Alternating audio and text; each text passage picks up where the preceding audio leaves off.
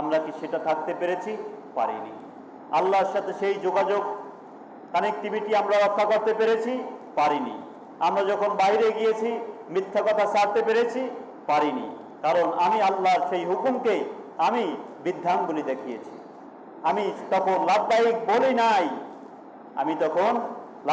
বলি নাই, আমি মোনাজাতে ঠিকই বলি, আল্লাহ টাকা হলে তুমি আমারে সেই হজ করতে নিয়ে যাইও, কিন্তু আমার সামনের সেই লাভবাহিকটাই আমি যখন বলতে পারলাম না, আমি কিভাবে অত দূর গিয়ে লাভবাহিক বলে নিজেকে সফলতা নিয়ে আসতে পারবো বলেন?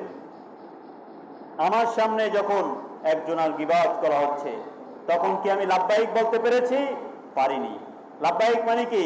হে আল্লাহ, তুমি এটা নিষেধ করেছো, অতএব আমি এই কাজ করব না। পেরেছি? পারি নাই। ক্ষমতা রয়েছে, আমার কি রয়েছে বলেন? ক্ষমতা রয়েছে। এখন আমি আমার যে দুর্বল ব্যক্তি, আমি কি তাকে মাফ করতে পেরেছি? পারি নাই। তার মানে আমি তখন আল্লাহর হুকুমকে লাভবাহিক বলতে পারি নাই। যে আল্লাহ তোমার হুকুমকে আমি মেনে নিলাম। এটা পেরেছি? পারি নাই। এইটা হলো আমাদের মূল ধর্মের চর্চার কথা হাজিরিন।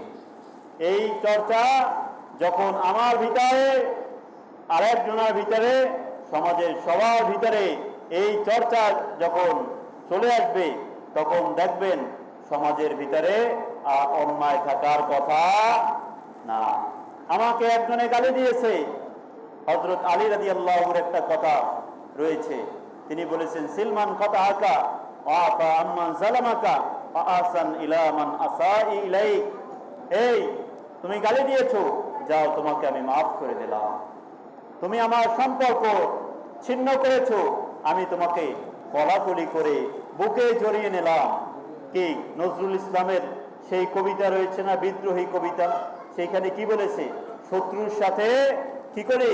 গলাগলি করি। ঠিক আছে, সেটিকে আমরা পেরেছি? পারি নাই।